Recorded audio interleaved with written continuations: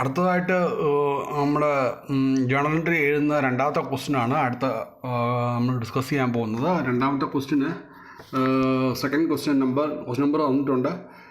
Purchase furniture ₹5 lakh.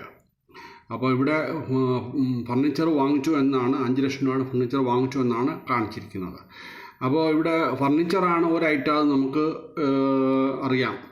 പിന്നെ അത് cash കൊണ്ടാണോ വാങ്ങിച്ചത് അല്ലയോ ഒന്നും പറയുന്നില്ല. അപ്പോൾ അങ്ങനെ പറയാത്ത ഒരു സാഹചര്യത്തിൽ ക്യാഷ് കൊണ്ട് വാങ്ങിച്ചതായിട്ട് നമുക്ക് കരുതാം. അപ്പോൾ അങ്ങനെ വരുമ്പോൾ 2 ഐറ്റം, ഒന്ന് ഫർണിച്ചറും രണ്ടാമത്തേത് ക്യാഷുമാണ്.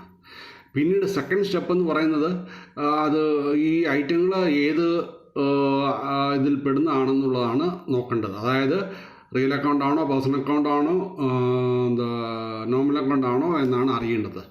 ഇത് നമുക്കറിയാം, ക്യാഷും ഫർണിച്ചറും നമുക്ക് കാണാം. അപ്പോൾ അങ്ങനെയുള്ളതിനെ എന്താണ് കരുതുന്നതെന്ന് നമുക്കറിയാം. അതായത് റിയൽ അക്കൗണ്ട് കാണാവുന്ന ഐറ്റങ്ങളെ, അല്ലാതെ നമുക്ക് എക്സ്പീരിയൻസ് ചെയ്യാൻ പറ്റുന്ന ഐറ്റങ്ങളെ നമ്മൾ റിയൽ അക്കൗണ്ടായിട്ട് കരുതും.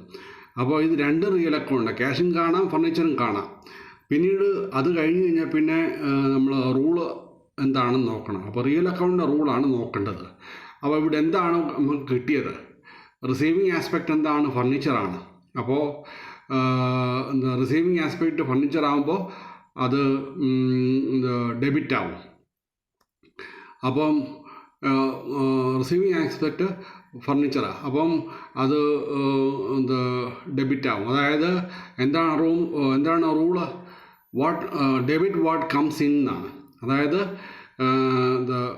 ഫർണിച്ചറാണ് നമുക്കായി കിട്ടിയത്, പക്ഷേ അതെന്താണ് ആ റൂളിലൂടെ നോക്കണം. റൂൾ നോക്കുമ്പോൾ ഡെബിറ്റ് വാട്ട് കംസ് ഇൻ, അപ്പോൾ ഫർണിച്ചറാണ് വന്നത്, അപ്പോൾ അതിനെ ഡെബിറ്റ് ചെയ്യാം.